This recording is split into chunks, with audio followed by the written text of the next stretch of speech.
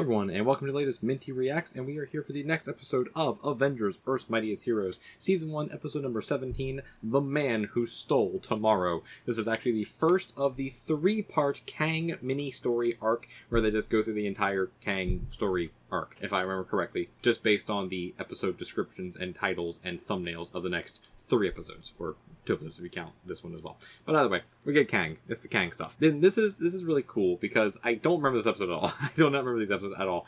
But I remember that this series is the first time I'd ever heard about Kang, and I always thought he was goofy. I always thought Kang was really, really goofy because of the whole blue face helmet looking thing. And then once I realized, oh, it's a suit, it's like, oh, that makes a lot more sense now. Now this character's kind of cool. I think Kang's pretty cool. And I will say a lot of it does come from, you know, Jonathan Majors' portrayal as Kang in the MCU and his MCU portrayal. All things, you know, put aside right now about Jonathan Majors and all stuff going on with him. But beyond all that, like, Kang is kind of a cool character. I do think Kang is a cool character. And his history is bonkers, just to say the least. And a lot of it boils down to the writers in Marvel Comics being like, oh no, we introduced a character here randomly in like the 70s. Let's just tie him into Kang. Let's just say, yeah, he's Kang too. Just because they didn't want to not use the character again. Which is, you know, that's comic books. But either way, let's get into this trilogy, shall we? So in 3, 2, 1, let's Kang it up, everyone.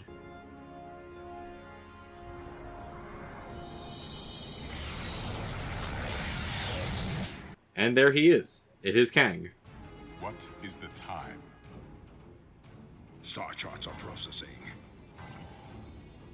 That does make sense to use star charts as time. Yes, Lord Kang. In this era, the location is known as New York City. Imagine that, New York City. The place where everything in Marvel happens. So it begins. So begins the Kang invasion. Well, the newspaper calls you a futurist. And unless you're into Italian art, I'm not entirely sure what that is. Fair enough, fair enough. Trying to make the world a better place. For instance, having news and information delivered via wireless signals as opposed to a newspaper. That makes sense. Also, Cap just drank like 5 eggs. One has a picture of you fighting Hydra. And even from the picture, anyone can see that you don't know how to fight. That's funny. Also, they made Cap look like yoked in that like frame there. Like, he looked big. Gonna be good.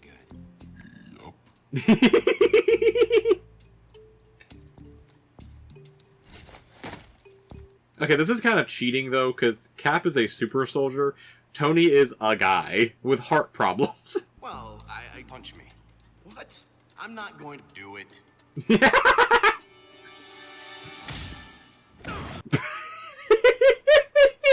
I love that Hulk's just sitting there like, man, I'm gonna enjoy this. I'm gonna pop some popcorn. I'm gonna watch this fight go down.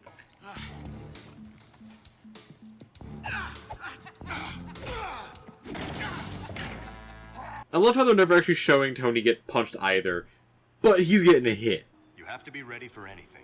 That's the whole point. He's right. I'm working to know exactly what's coming. I'll know exactly what to be ready for. That doesn't help anything, Tony. Doesn't help anything. That's how we get Ultron, the MCU. Which, I mean, hey, if you want to get Ultron in the in this series, God damn it! It's the Fantastic Four. They're more like explorers. I think Reed said they were heading off to the Earth's core today.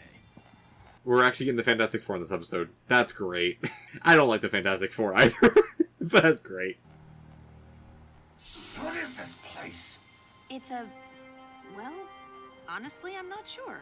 I haven't seen it yet. It's the new prison. It's the negative zone. This was number 42. ID number 42. Truthfully, friend Pym, I do not think this will hold anybody. Thor. Basically, it's the Bifrost. And welcome to the negative zone. A place where you get -3 power every time you play a card there. This is Blizzard. He's awaiting trial. Greetings, Mr. Gill, a.k.a. Blizzard. May I call you Donald? Friendly Ultron, also kind of creepy. Funny, but a little creepy.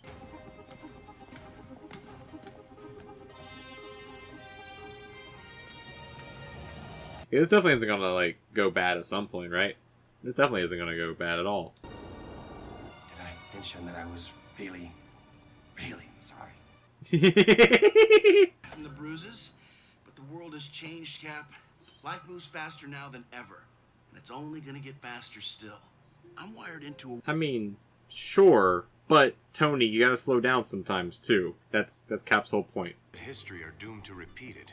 Mm-hmm. If the old ways include training and preparation, then maybe you need to slow down a bit. Slow... Yeah, a little bit. Just a little bit. Some things never change.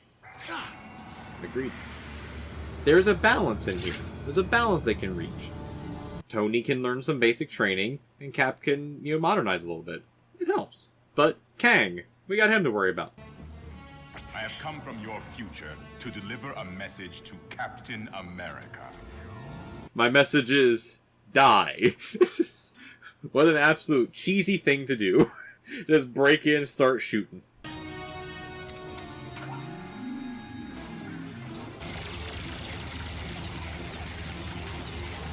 Clearly the defenses aren't working because he has future tech that he's dealing with here. Stuff that just completely outranks everything you're doing. I don't care who you are, this ends now. Okay, now I care who you are. Now, where were we? Kang is kind of cool, I will say. He's kind of cool. Ultron is a robot that Iron Man and I designed together. I've been mass producing them since the breakout to act as wardens to 42. How are you feeling today, Jerome? I'm gonna say Jerome's feeling pretty bad. That's a lot of Ultrons. Yeah, Wasp, you are correct. There's a lot of Ultrons. Too many Ultrons, in fact. Jarvis, give me full analysis of Kang's armor and weapons. Unable to analyze. The alloys are impenetrable by armor systems. What? Yeah, you really think you can actually, scan anything from him? He's from the future. Extrapolating. Error. Unable to comprehend given current level of technology. So what you're saying is, your tech's failing you, Tony. Your tech's failing you. So it looks like Cap's technique of slowing it down might actually work here. Traveling to this backwater time period for one simple reason. To eliminate you from the timeline. Because I think that you are the reason why my future is messing up, even though I'm the time traveler. You actually were part of the timeline to begin with, but I'm the time traveler here. But I'm not the fault here. Villains. Hey, you forgot about Hulk. I like how Hulk is like, I don't give an absolute shit about your future tech. I'm just gonna throw you through a wall.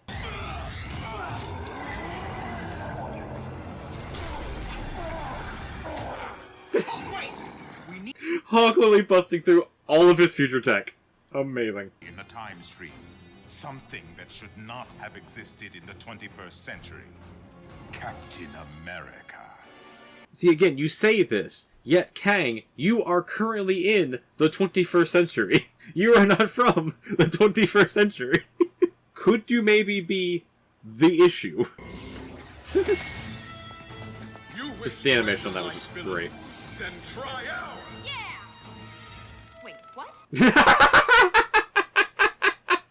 Wasp coming up with the greatest reaction there. It's like, no. We don't want to die either. We don't want to do that either. Just, we're going to fight you, though. If you insist on fighting for the captain's life, then I will show you fools exactly what you are fighting for. I mean, you come from the 41st century. They would all be dead by then. Like, well past dead by then. This is what Captain America's presence in your time has caused. This is all his fault. Again, are we absolutely sure about this game? Are we absolutely sure? When? You stand in your New York City, just 10 years from your present day. Oh, that's 10 years ago. That's 10 years ago. Okay, that's a little better. Just a little better than 41st century. Along with all life on the planet. What kind of war could do that? A war between two alien empires. Yeah, I was gonna say. The Kree and the Skrull. It's the Kree-Skrull War. Cap has nothing to do with that. You lie, Conqueror. No one man could be responsible for such destruction, least of all Captain America. Not. I agree, Thor. I agree. Let me get this straight. Handing over Cap to you is gonna save the world? Stupid future man. I agree, Hulk. I agree. Just cut the chatter, get back to fighting. But again, like I've been saying the whole time with Kang, it's like, It may. Captain America existing doesn't make any sense, though. Captain America. Like, that doesn't make sense to ruin the timeline. He's in the timeline already. And how do you plan to accomplish all this? By conquering your world. I tell you as a courtesy. That doesn't really help, dude. Too much at stake. But the rest of the world, it's your decision, Tony. You're the futurist, after all. Using that against him. Ayo. Ayo. He could be the world's only hope. Well, don't have him conquer the world, though. Avengers, take him! Yeah, like, if Kang wasn't just a complete asshole about this whole thing, like, hey, they might have actually worked with him. But, nope, he's just a real bad guy. But I will be back in the next 2 episodes. Never mind. Ants. I'm impressed. I sensed them the second we got here. Cockroaches can survive.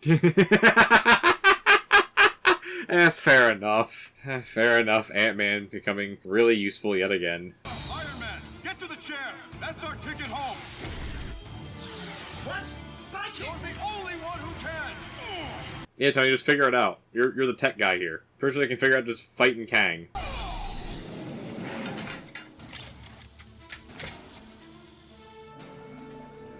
Alright, Jarvis. Let's see what you can do. I feel bad for Wasp sometimes. Like, she can't really do much in these fights against, like, future god kind of people. Like, I'm tiny, I can just, like, go pew pew. Call a distraction, smart guy. And Panther. Like, haha, he made a scratch in you. He broke your armor because vibranium. To analyze. Error. Ah, come on! This isn't magic. It's technology. There has to be logic to it. Yeah, Jarvis, figure it out. You're Jarvis.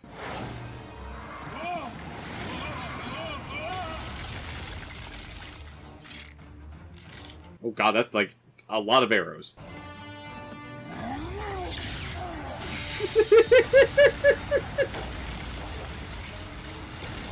I love Hulk's strategy, though. Like, his strategy makes sense. Just go up, punch. There's just no way to... Jarvis, stop! Connect to port 290926 now. Okay. Did you figure it out, Tony? Just randomly figure it out? Was he doing what Cap said, just taking it slow? Your tech is incredibly advanced, gang. But some of its physical systems are based on very, very old technology. Let me get Stark tech. Industries technology. Of course it is. Of course. Of course. The time chair is based on something Stark built, like, eons ago at this point. Centuries, I guess. Not eons. Centuries, but whatever.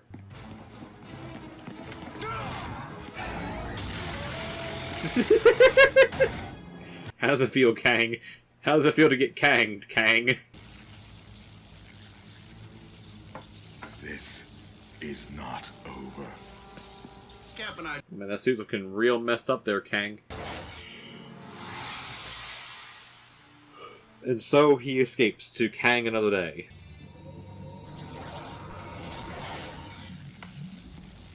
Did the natives surrender? They did not. The surrendered?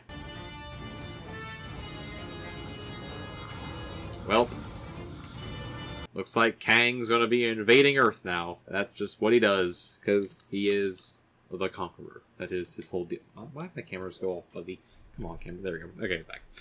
Camera got out of focus there for a second. It's fine. By the way, as I keep mentioning in the episode, and I keep mentioning every time Kang gets brought up, maybe Captain America isn't the issue, Kang. Maybe, just maybe, the time-traveling guy who goes by the goes by the name the Conqueror might be the issue with the timeline, not the guy who was already part of your timeline. But that's just the whole thing with time travel. Time travel is one of those things that you have to use it very, very sparingly, and you have to use it just right. Either you try to explain it and it makes things way worse, or you just don't explain it and just go with it. And this series is doing one of them where it's like, it's not explaining the time travel, but it's trying to explain the point of the time travel, I guess is the best way to put it, which is making it confusing and weird, which is the case with most comic books with time travel. That's just the case. It's also the reason why I don't like Endgame overall, like, compared to anything else in the MCU. It's the reason why I don't like Endgame. The time travel aspect of Endgame kind of ruins Endgame for me, because it's like, oh, you just did all the stuff in Infinity War, and then you're just resetting it in Endgame. What? You're doing what? That and then the way they explain it and the way it goes on from there is like, none of this makes any sense. None of this makes sense. Absolutely none. That's why I kind of like Loki. That's why I like of the Disney Plus series beyond WandaVision. I really love WandaVision for its own reasons. But for Loki, I know I'm talking about the MCU, not the show. But that's why I really like Loki as a series. Because, like, Loki, it doesn't explain time travel, but it's like, yeah, no, time travel sucks. We're going to try and stop it here. It's like, good! That sounds fun. Let's do that. Let's just stop time travel. But either way, back to the actual series here. Kang is interesting, and I like how they've done Kang in this series, because Kang is one of those villains in Marvel Comics where he's just confusing, and there's no real way you can try to explain him that doesn't make him any less confusing. He just is very, very confusing, because that's the whole aspect of time travel. His entire character wrapped up in a very confusing and very stupid thing. And this is coming from someone who loves science fiction tropes and loves science fiction in general, and honestly does kind of love some time travel shenanigans. Time travel shenanigans are fun. It's just when you have an entire character wrapped up in them, it gets real confusing. Especially when you introduce like other things, like his other versions, his other variants, like Immortus or Rama Tut or Iron Lad. It's like all these just make things. The Silver Centurion, it's like, or Scarlet Centurion, whatever the hell he's called. It all just makes it really confusing, but that's Kang for you.